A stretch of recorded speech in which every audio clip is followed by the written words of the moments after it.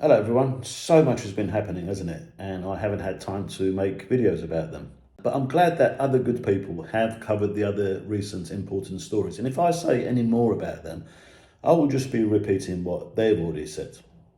But today, I thought we'd talk about something that hasn't been talked about much. You can say that it's been swept aside by other news. I want to talk about the UK tour of the hate preacher Ibtisam Zaheer. According to the National Secular Society, an organisation which is fighting to keep Britain a secular country, the hate preacher Zaheer has previously condoned the killing of people who leave Islam. He's also said that sexual slavery is acceptable. He's backed the murder of a Pakistani politician for opposing Pakistan's blasphemy laws and a string of other vile, horrible statements during his sermons.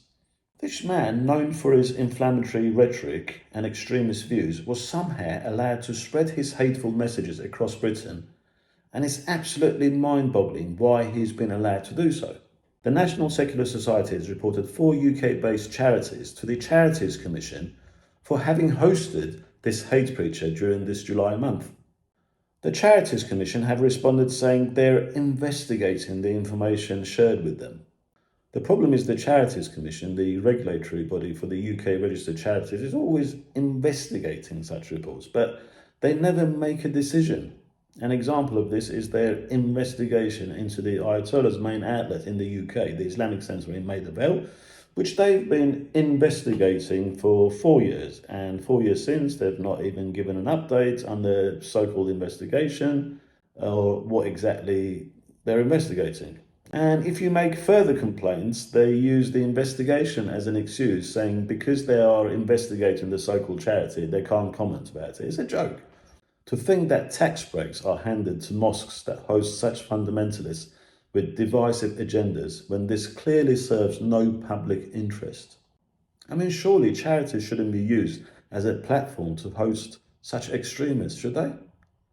It's not that difficult to investigate them. It shouldn't take that long. It's an open and shut case. The charities shouldn't host someone with extremist radical views.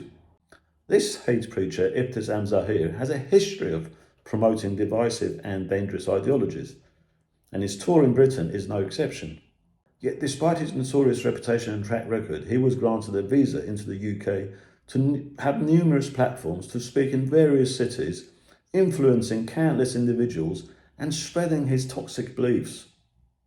Contrast this with when the UK Home Office prevented the democratically elected Dutch politician Geert Wilders from entering Britain, saying he threatened to harm community harmony. Do you know when you harm community harmony?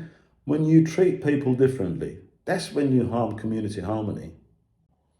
The question we need to ask is, how was a hate preacher with such a terrible track record of spreading hate given the green light to tour and spread his message here in the UK? Granting a platform to someone like Zaheer can have real damaging consequences. Do our politicians not understand this? Do they want to remain in a state of denial all their life? Or are they simply cowards? I think they are. The National Secular Society also raised another very valid point. Why is the advancement of religion considered a charitable purpose? It's like saying the advancement of a political cause should be considered a charitable purpose, not charitable purpose. So much funding is funneled and laundered through these mosques and religious establishments by misusing their charity status. So-called charities that help radicalise people and create bigger divisions in the society. Why should they get tax breaks? And where was the counter-terrorism police when this hate preacher was making his grand tour? We need to hold our leaders accountable, especially the Home Secretary Yvette Cooper. So let's do something. Speak out, share this message. Let us ensure that our voices are heard and we be protected from such harmful extremist influences.